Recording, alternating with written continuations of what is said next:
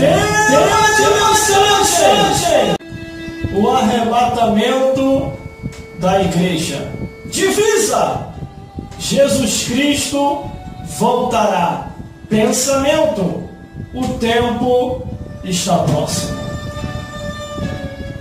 Leitura bíblica para esta mensagem que será ministrada nesta hora. 1 Tessalonicenses, capítulo 4, versículo 16 a 17, que diz assim: porque o mesmo Senhor descerá do céu, com alarido e com voz de arcanjo, e com a trombeta de Deus, e os que morreram em Cristo ressuscitarão primeiro, e depois nós que ficarmos vivos seremos arrebatados juntamente com Ele nas nuvens, a encontrar o Senhor nos ares, e assim estaremos sempre com o Senhor. João, capítulo 14, no versículo 2 e 3, que diz assim: na casa de meu pai há muitas moradas. Se não fosse assim, eu vos teria dito, pois vou preparar-vos lugar. E se eu for e vos preparar lugar, virei outra vez para vós mesmos e vos levarei para mim mesmo, para que onde eu estiver, estejais vós também.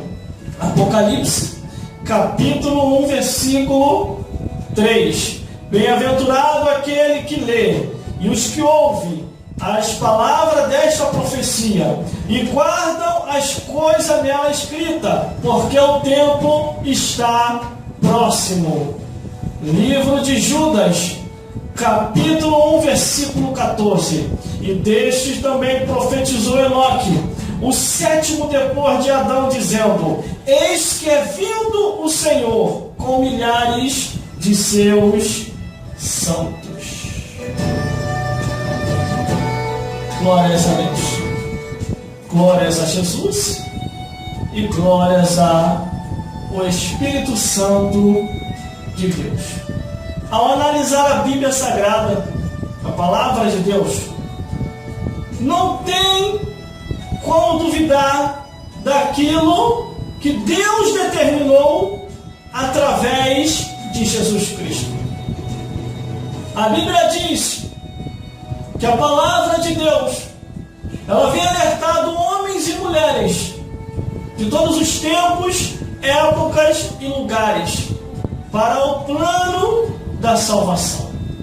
Antes de eu começar a argumentar e falar a revelação de Deus, eu quero deixar um recado aqui para os meus ouvintes que estão nos acompanhando sempre nesta emissora de rádio. Persevere até o fim, ouvinte. Não desista. Está muito perto a volta de Jesus Cristo. Mas bem-aventurado é você que ainda ama a palavra de Deus e está apegado a Jesus Cristo. Porque o mundo passa, a história do mundo também, mas a tua vida e a minha vida tem um endereço: paraíso ou inferno. Eu quero deixar um recado também para os internautas, para aqueles que estão nas redes sociais nessa hora. Eu quero deixar um recado para você do Face, do Instagram, do Twitter, do WhatsApp, e você que tem enviado seus vídeos para o YouTube. Uma coisa eu tenho para vos dizer: esse recado vai para os cristãos no mundo inteiro pelas redes sociais. Você sabia que você pode ser um contribuinte para a obra de Deus para ganhar alma? Ou você pode ser um atrapalhador da obra de Deus? Você sabia, pelo cálculo matemático, os feicianos, que podem agregar até 5.000 amigos? Você sabia que são 5.000 amigos para você levar para o céu? Ou 5.000 amigos que você estaria enviando ao inferno? Mas, irmão, como assim? Não entendi. Vou te explicar. Porque você tem tempo para falar de Jesus e não fala. Você tem tempo para pregar a palavra de Deus e Você tem tempo para narrar uma história bíblica e não narra. Você tem tempo para cantar, exaltar o Deus que fez o céu e a terra, e você não canta. Você tem tempo para contar o teu testemunho, e você não conta o teu testemunho. Pelo contrário, você está dando testemunho. Você está causando escândalo. Você está afastando as almas. E Deus vai te cobrar nessa vida e em breve do outro lado da vida. Sabe por causa de quê? Isaías, capítulo 57, versículo 4. De que fazei o vosso passatempo. Quer ver, ó?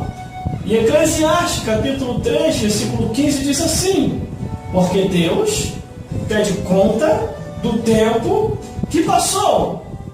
E em Apocalipse, capítulo 20, o versículo 11 ao 15, diz lá: e cada um foi julgado segundo a sua obra.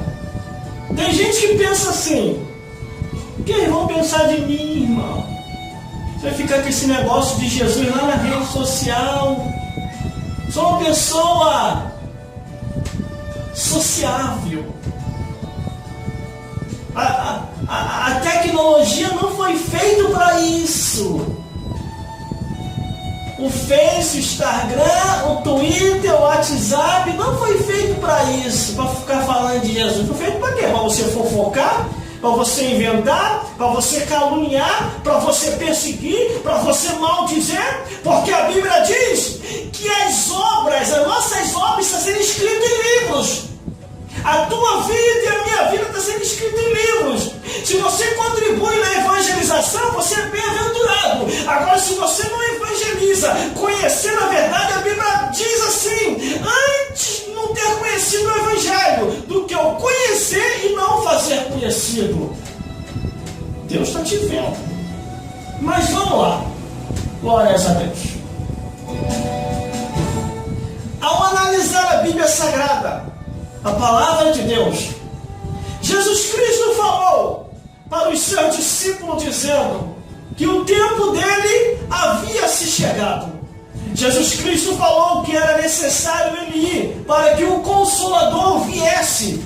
Jesus Cristo falou que quando o Consolador viesse ao mundo, o Consolador ia convencer o homem e a mulher do pecado, da justiça e do juízo. Então vamos ao mando da revelação.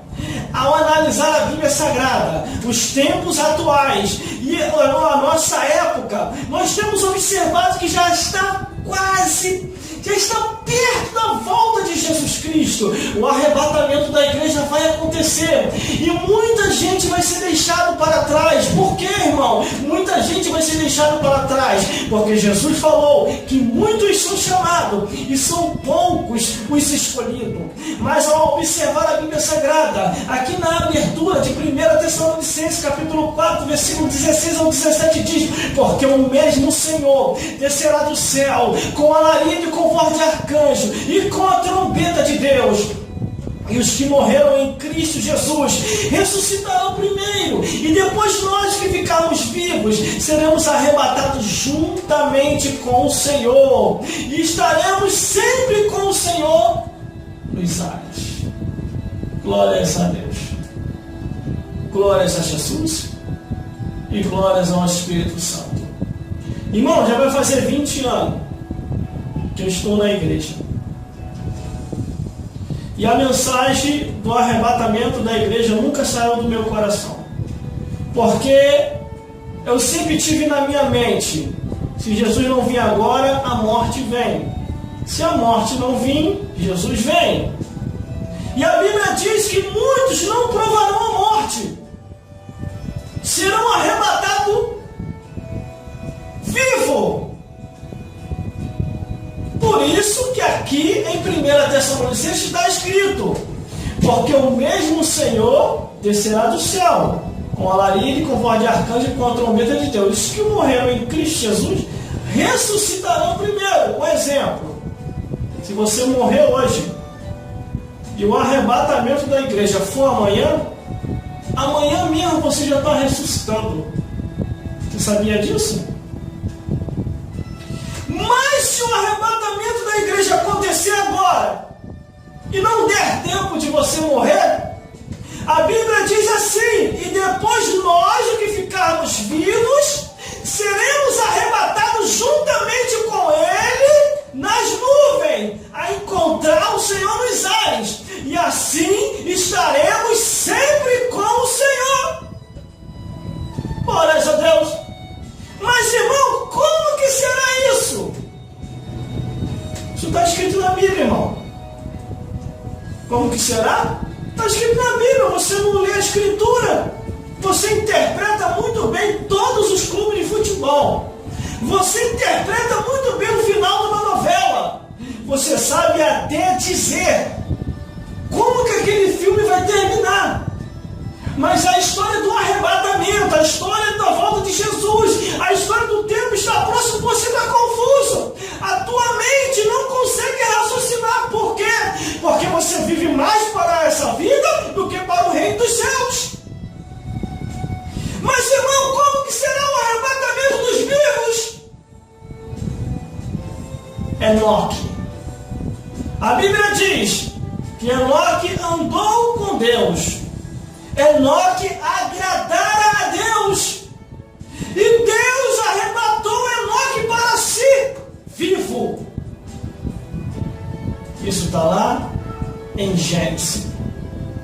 Confirmado no livro de Hebreus, na história dos heróis da fé do livro de Hebreus. Glórias a Deus. Mas, irmão, só tem Enoque como exemplo? Não! Tem também Elias. Deus falou que ia arrancar Elias vivo da terra. Ele não ia provar a morte. Aí o que Elias fez? Porque Deus ordenou Elias dizendo assim: Elias, prepara um substituto, porque já está chegando a hora de eu te tirar da terra.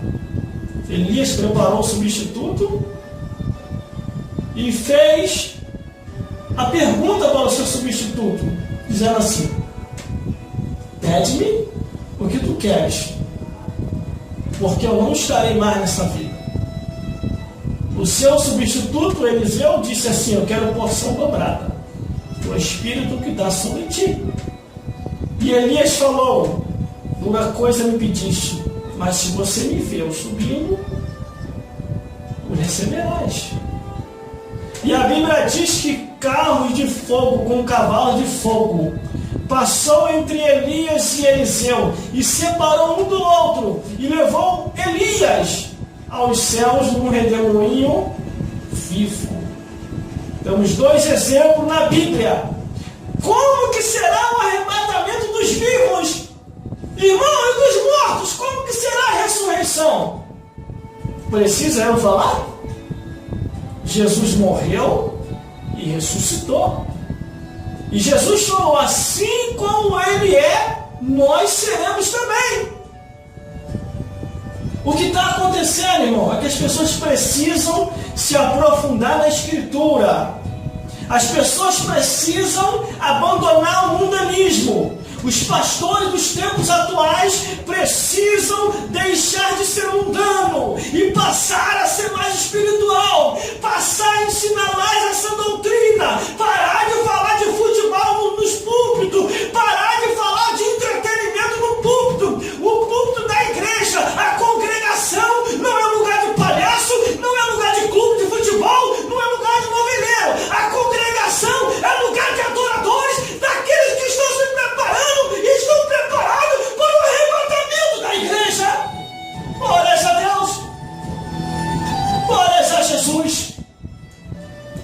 Quer falar do mundanismo? Espera chegar na tua casa. Mas na igreja tem que pregar o evangelho e dizer que Deus é Deus e o resto é mal. Glórias a Deus. O arrebatamento da igreja vai acontecer, irmão.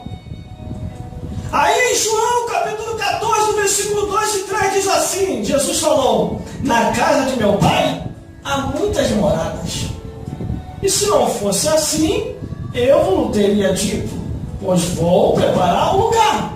E se eu for e vos preparar um lugar, virei outra vez e vos levarei para mim mesmo, para que onde eu estiver, estejai vós também.